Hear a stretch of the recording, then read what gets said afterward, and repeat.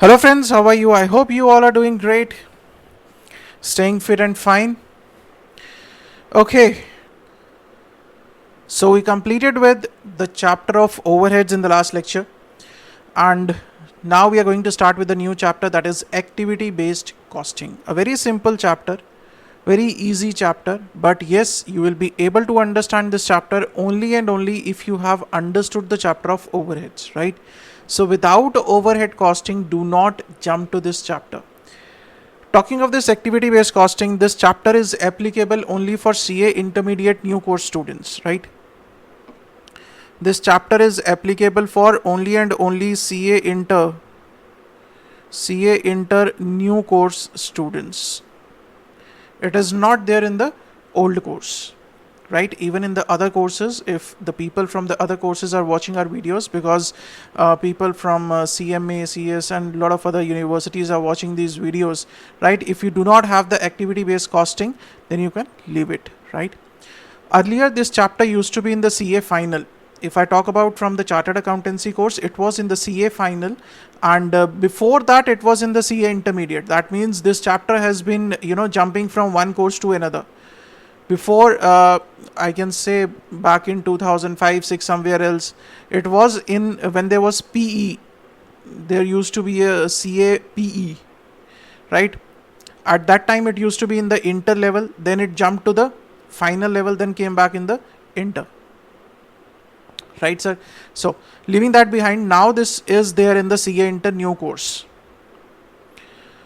Now let's start with this activity based costing. Before that, if you have not subscribed to the channel, guys, please do subscribe to the channel and press the bell icon so that you get all the notifications. We'll be uploading the complete course there, right?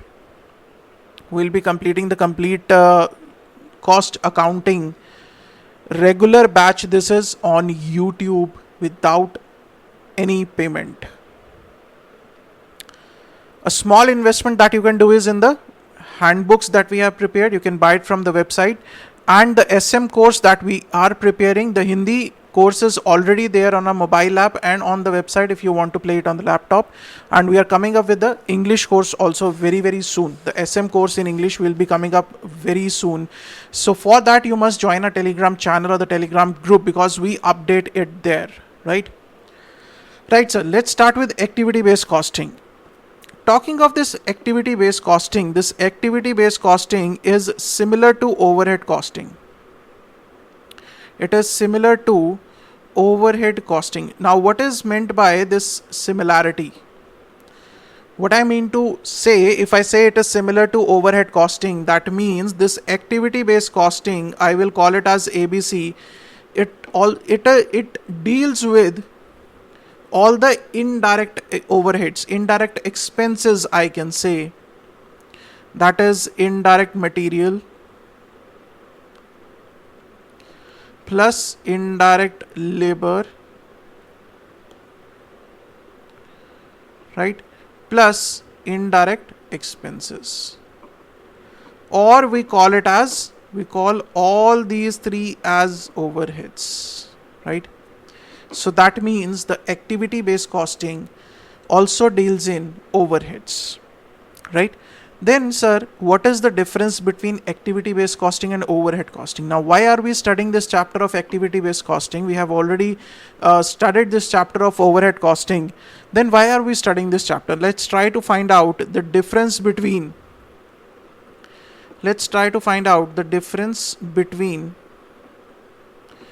overhead costing,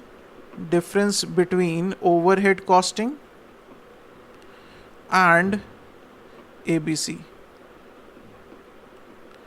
Overhead costing and ABC. Let's try to understand the difference now. Now, in case of overhead costing, here I will take overhead costing, right, and here I will take activity based costing, or I will write it as ABC, right? In overhead costing, we divided the whole factory into two parts, isn't it? And we call them departments. In short, I can say that we calculated the cost for various departments, isn't it? We divided the whole factory into production department and service department, isn't it? These departments were production department and service department, isn't it? This is what we studied in the chapter of overheads. And we calculated the cost. We calculated the cost of departments, right? Cost was calculated for departments. Cost was calculated for departments. Right, sir. Now, there was another view by some of the scholars. They say that allocating cost to various departments, calculating the cost of various departments and absorbing it is not the correct way. Why? They say that there are various activities taking place within the departments, right? There are various activities which are taking place within the department, and whatever is the cost being incurred, that is due to the carrying on of some activity. Say I have one department where no activity is taking place. Will there be a cost? No, sir. I have a canteen in my factory, but the canteen is closed. Canteen is there, but it is closed. Will there be any cost? No, sir. Right? So some people say that you have to identify the activities of the departments and try to find out the cost of those activities instead of the department, right? So that is why this chapter came into picture, which is called the activity based costing. That means the cost is being identified for the various activities instead of the total departments. That means in case of ABC, instead of departments, what we are going to look for is the activities, right? Now in this, we will be dividing the activities into two parts. One is going to be the primary activity, right? The other one is going to be the secondary activity. What is a primary activity, sir? The primary activity is an activity which is directly related to, this one is directly related to production, and the secondary is providing the support services to the primary activities. This is the support activities or the service activities, I can say. Clear? That means in case of the ABC, what we are doing is the cost is being calculated. Cost will be calculated. Cost will be calculated for each activity. Right? Instead of department, we will be calculating the cost for each activity. The ultimate fundamental remains the same. Here in overhead costing, we say that the cost is to be taken to the finished good, 1 unit of finished good, that is absorption. Whatever is the cost of the production department after primary and secondary distribution, we take that cost to 1 unit of finished good through absorption. In the ABC also, what is the main purpose? The main purpose is to identify the overheads in 1 unit of finished good, with the difference that here we are taking the cost of activities instead of departments, right? I'll explain you the complete steps, don't worry about it, right? Now, the steps in ABC costing remain the same. In overhead costing, when we talk about overhead costing, sir, the absorption was done. Absorption was done on some direct basis. On some direct basis, isn't it? We learned about this direct basis, that is direct material, direct labor, prime cost, labor hours, machine hours, output, right? We studied all those methods on the basis of which the absorption was done. Now in case of activities, we say that absorption will be done. Absorption is done on the basis of absorption is done on the basis of cost drivers. On the basis of cost drivers, right? So now, what are the cost drivers? What are cost drivers? Let's try to understand what are cost drivers. Let's see. So I'll put the heading cost driver. What is a cost driver, sir? All those who are having the handbooks, no need to write anything right now, right? Whatever is not there in the book, any flowchart or extra notes that we are making, that you can make in your registers. Whatever is already there, no need to write it again, right? Now, try to understand what is a cost driver, sir. What is a cost driver? Cost driver is a factor that causes a change in the cost of an activity. That causes a change in the cost of an activity, right? So what I told you, I say that whatever is the cost being incurred in the department or in the factory, I can say that is because of an activity. And if there is a change in the cost of an activity, we have to identify the reason why there is an increase or decrease in the cost of an activity, and that reason because of which there is a change, that is called a cost driver. I'll take a very simple example to explain this thing. Try to understand it. Let's take a very simple, very real life example, right? And if any of you have a problem with my examples, guys, please leave the channel immediately, because I got to know that some people are having the problems with the examples, right? This is my way of teaching. If you are not liking it, please, you are free to leave the channel, right? Now, what is an example? Sir, you drive a car or a motorbike or scooty, whatever you are, right? I say that driving a car is an activity. Driving a car is an activity. Anybody is having objection to it? So this is an activity. Yes. Any objection to it, sir? Driving a car is an activity. Now, can you tell me a cost associated with this activity? Can you tell me one of the major cost associated with this activity? Major cost associated with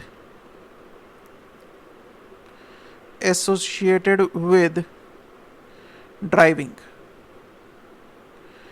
If you are driving a car, what is the major cost that will be associated with this activity? Sir, I can say the fuel cost.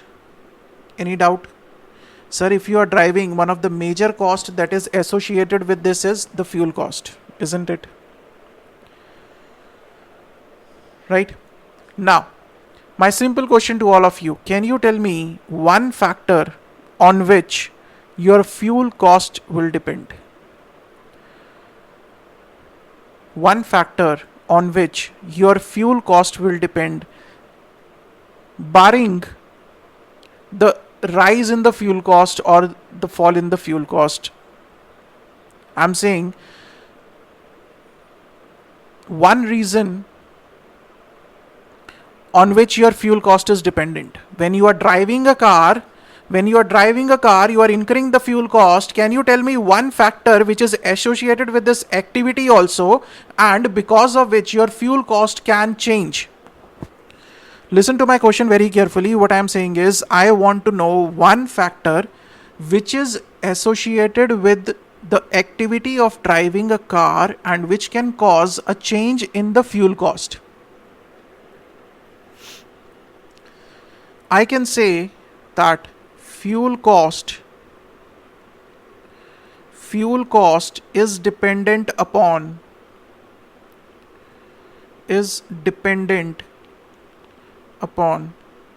the number of kilometers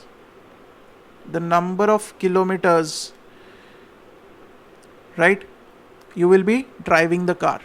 So what I'm saying that fuel cost is dependent upon the number of kilometers. Say you go from city A to city B, right, which is say 100 kilometers. And you go from city A to city C, which is 200 kilometers. Now just tell me, will the fuel cost be same in this case? Will the fuel cost be same? Just answer this simply. One city to another city which is 100 kilometers apart, and from one city to another city which is 200 kilometers apart, will the fuel cost be same for both the journeys? You are going by the same car. Will the fuel cost be same? Absolutely no. Right? No, sir. The fuel cost will not be same. Why? What is the reason that the fuel cost will not be same? The reason is the distance being covered, the kilometers that we are driving. On 100 kilometers, my fuel cost will be different, and if I am driving the same car for 200 kilometers, my fuel cost will be different, isn't it? So I can say my fuel cost is dependent upon this number of kilometers. If the number of kilometers will change, my fuel cost, right? Fuel cost is what? The cost of an activity. My fuel cost will change. Now in this case, can you tell me the cost driver? I told you the cost driver is the factor that causes a change in the cost of an activity. Now in this example, first tell me, what is the cost of an activity? Right? What is the cost of an activity? Sir, the cost of an activity is the fuel cost, isn't it? I can say this is the cost of activity. Cost of an activity. Now tell me the factor which causes a change in the cost of an activity. That is the fuel cost, that is number of kilometers. So this becomes my cost driver. Are you getting my point? So what I did, I first identified the activity, that is driving a car. Then I identified the cost of that activity, that is the fuel cost. Then I identified the factor on which my activity cost is dependent. The factor is the number of kilometers, that becomes my cost driver. Right, sir? So continuing with the same example, if I say my fuel cost for a particular period is say rupees 5,000, right? And my kilometer run during that period is 500 kilometers. Can you tell me the cost per kilometer? Cost per kilometer. That is 5,000 divided by 500, rupees 10 per kilometer. Now can I write this? Now this per kilometer is what? I told you this per kilometer is my cost driver, right? So I can write it here as cost per cost driver. Cost per cost driver is rupees 10. Any doubts in this thing? Right, sir? Understood the meaning of cost driver? Right? Any doubts up till this point? I hope this is clear. What is a cost driver? The factor that causes a change in the cost of an activity. So first you should know what is an activity. The second thing you should know is what is the cost of that activity. The third thing that you should know is the factor that causes a change in the cost of an activity, right? That becomes your cost driver. So you need to know three things. Okay, let's write down the three things that you need to know. The first is, what is your activity? Right? Second thing is, what is the cost of that activity? Cost of activity. Right? Third thing is the factor that causes a change in the cost of an activity, that becomes my cost driver. Right? Why I'm focusing on this thing? Because this is what is going to help you in the practical part also. This is what we are going to do. The next topic is on this part only. Write down the steps in activity-based costing. Steps in activity-based costing. Activity-based costing.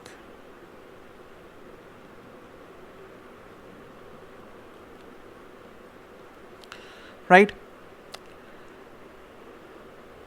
The first step. Let's go. The first step is identify all activities into primary and secondary activities, into primary and secondary activities. Right? So this is the first step. That means in case of overhead costing, we used to say that identify all the departments into production and service departments. Here we say that identify all activities into primary and secondary activities. And here also I told you that first step is identify your activities, right? Isn't it? What is the second step? Second step is primary distribution. That is primary distribution. Now, what is primary distribution? We have discussed in the chapter of overheads. What we do in the primary distribution, that is allocation and apportionment of cost. Allocation and apportionment of cost. Apportionment of cost between primary and secondary activities. Right? This is the first step, primary distribution. First, we have to identify all the activities within the primary and secondary activities. Then the second step is the primary distribution. Coming to the third step. Third step is secondary distribution. Third is secondary distribution. Right? What is secondary distribution? Apportionment of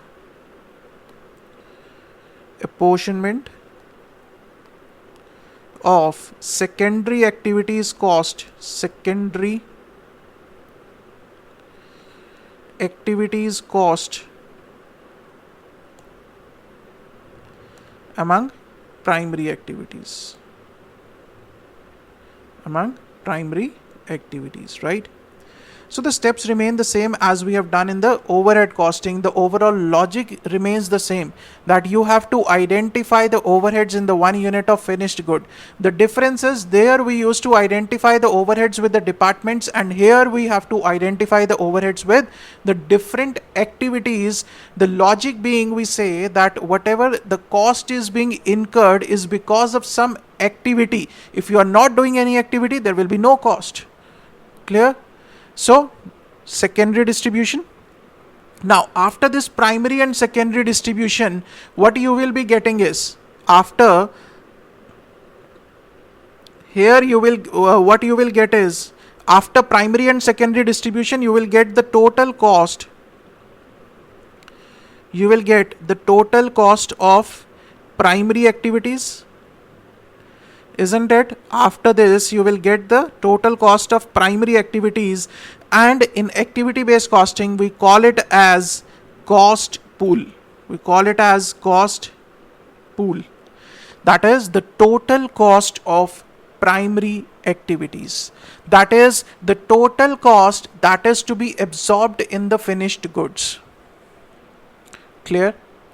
After secondary distribution, what you will get is the total cost of primary activities, that is the total cost that is to be absorbed in the finished goods, and this total cost is what we call it as cost pool.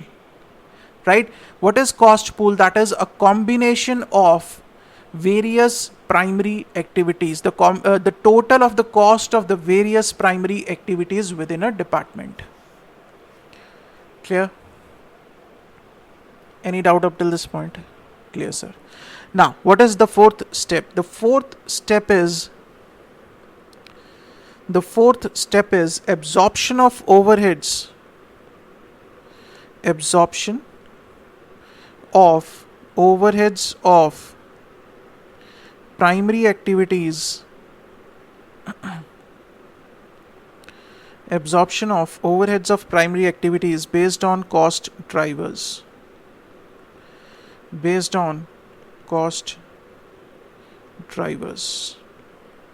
Right? And how this absorption will take place?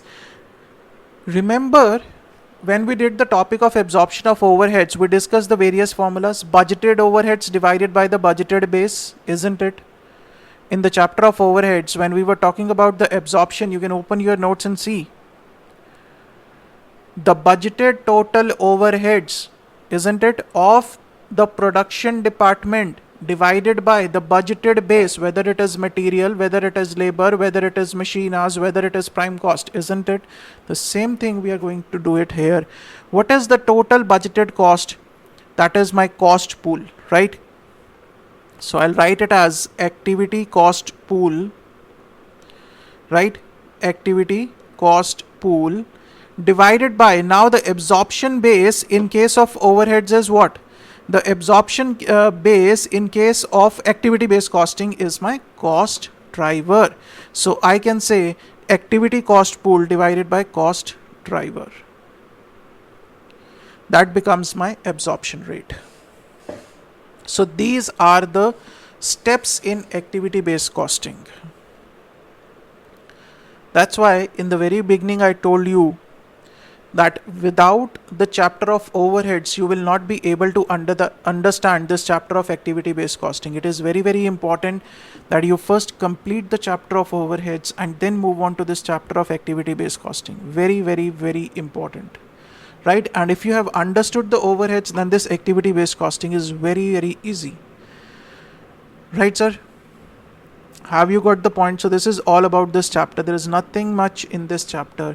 This is what we have to do. Identify the activities into primary and secondary activities, then do the primary distribution, that is allocation and apportionment of cost between primary and secondary activities. Then secondary distribution, that is apportionment of secondary activities cost among the primary activities. The total cost after this will be the cost pool, right? Then absorption of overheads of primary activities based on cost drivers. Clear, sir? Any doubts up till this point? Now let's try to understand all these steps with the help of an example, right, sir? So here is an example of activity based costing, right? This is from our book only. The first step is the identification of activities. That is what I told you, right? And I have three primary activities. And then I have the support services. That is my secondary activities, right? This is nothing but, this is my secondary activities, right? Now, then I identified the various overheads related to that activity. The first activity is purchase of material. This is one of the activities that is being taking place, right? This is not a department. This is an activity that is taking place within a factory, right? Now, what can be the possible overheads or the possible reasons for the cost? Purchase manager salary, telephone, stationery, etc. Purchase orders and processing costs like the tenders, advertisements, and etc. Clear, sir? And what is the total cost? 90,000. Similarly, for the second primary activity, that is maintenance of equipment, it is again an activity. And what are the various overheads that are being related to the activity? Like I told you that driving a car is an activity, and what is the cost associated with that activity? That is the fuel cost, right? So this is my, basically this is my fuel cost. The first is my activity, then is my cost. That what is the cost related to that activity. In case of maintenance of equipment, it can be salary of engineers, it can be depreciation on the equipment, it can be cost of consumables, loose tools, etc. And the total cost is 50,000. This is just an example, okay? Then we have the testing of product, again an activity, salary of testing individual, depreciation of testing equipment, and etc. Similarly, the support services, canteen services, cost of meals, provisions, purchase, etc. Cost is 25,000. So this is what? This is first my primary distribution. This is nothing but a primary distribution. This is my primary distribution. That is allocating the cost between allocation and apportionment of cost between the various activities. I identified that there is a cost of 90,000 on the purchase of material. There is a cost of 50,000 on the purchase of the equipment, and there is a cost of 40,000 on the testing of products. This is my primary distribution, and 25,000 on canteen services. Now, the next step is secondary distribution. This is my apportionment of support activity. This becomes my secondary distribution, right? On the reasonable base, I will distribute this 25,000 among the various departments. Various activities, not departments. right? So this 25,000 has been distributed as 10,000, 10,000 and 5,000. The base will be given in this question, right? Say on the number of employees in each department, on the basis will be given to you in this question, right? This is just an example that I am taking, so I am not taking the base will be given to you in the question. Say the distribution is 10,000, 10,000 and 5,000. Now this is 0 now. After the primary and secondary distribution, what I will get is the total cost of primary activities, and we call it as a cost pool.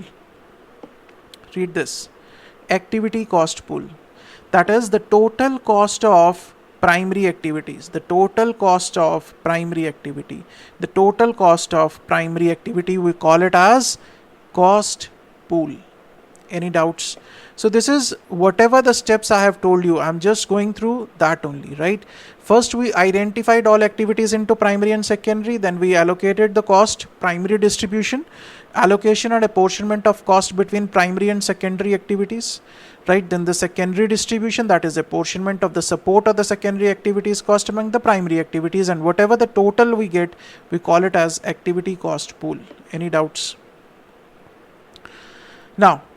Now we have to identify our cost driver. What is our cost driver? Okay, in case of steps also we can add another step. We can add another step here is identify the cost driver. Identify cost driver for each activity. Right, identify cost driver for each activity. What I will do is I'll mark it as the 4th step, and this will be my 5th step. Clear? Now, what is the cost driver? Say for the purchase of material, I say my cost driver is the number of purchase orders. Why I'm saying the number of purchase order? Sir, the more the number of purchase orders, the more will be my cost, right? For example, say in a particular year, in 1 year, I place 10 purchase orders, right? That means 10 times I will be placing a call, right? And sending the order copy, sending an order copy, that will include the printing and stationery cost, sending an order copy. Now if this my number of purchase order increase from 10 to 20, what will happen? The number of calls will increase, this order copies will increase, that will increase the cost of my printing and stationery, isn't it? My call cost will increase, right sir? So this is one of the drivers, say, and the driver value is 10,000 orders. This is the number of orders that we are getting, right? Second is number of hours, say 3,000 hours. The third activity, the cost driver for third activity is number of units being tested. If more units are being tested, more will be the cost, right? 22,500. So what is the cost? Calculation of activity cost driver rate. That means the cost per cost driver. Remember this example, the fuel example I told you, cost per cost driver. Right, that means the total cost divided by the total value of the cost driver. This is what we calculated. Rupees 10 per purchase order, rupees 20 per maintenance hour, and rupees 2 per unit tested. This is the value of one cost driver that we are getting, or I can say this is what? This is absorption. This is absorption of overheads. This is overhead absorption rate. Yes, we can call it as overhead. We can call it as overhead absorption rate. Clear? We can call it as overhead absorption rate. Now, the cost assignment. After absorption, what you used to do is, for a particular job or for a particular activity, say job K36 required 20 purchase orders, 40 hours of equipment maintenance, 50 units are finally produced and all are individually tested, and its total overhead cost will be. Now you want to find out the cost for this K36. If 20 purchase orders are required for this job, right, and what is the cost per purchase order? Rupees 10. So 20 orders into 10 per order, 200 rupees.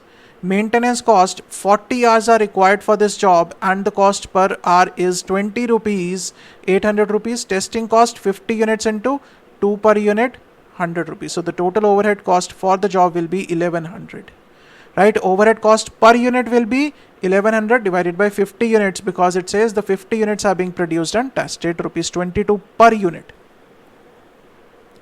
See, the steps remain absolutely same what we have been doing in the overheads, right? You can identify from here also. Identify. Right, sir? Clear? I hope this much is clear.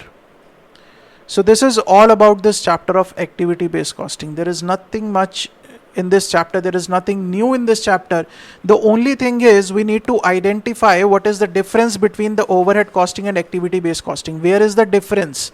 Right, that is very, very important to understand, that why we are studying this chapter of activity-based costing, what are the various steps, how we are going to solve the practical problems, because in the new course you are 99.9% you are bound to get a question on activity-based costing. I'm talking about the CA intermediate course, right? You are bound to get a question on this activity-based costing, and the question is generally very simple, sir. Very simple. It can be for 8 marks or it can be for 10 marks. But the question is going to be very simple.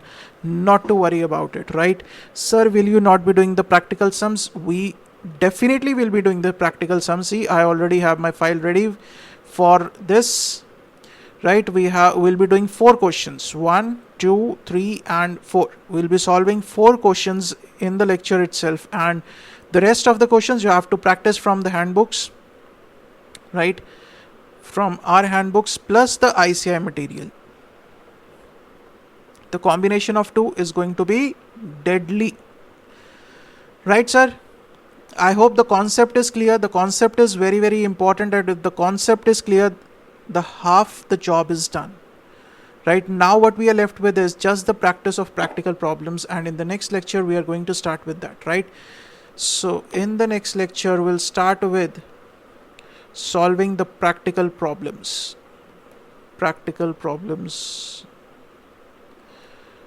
on ABC. Right, guys, I hope the concept is clear. Just go through the concept thoroughly, read it from the textbook, right? Read it from our handbooks. We have given all the steps and everything is given in there, right? We have given the additional theory also, right? Even this example, this part is from our handbook only. See, I have given the important terms, I have given the additional theory also, I have given before that the theory also, the steps are given, the activities, what are activities, everything is given in the book, right? So you can read it from there, and whatever the additional charts and all we are making, you can make it in your register for better understanding, right? So see you guys in the next lecture. Till then, stay safe, stay healthy. Thank you so much.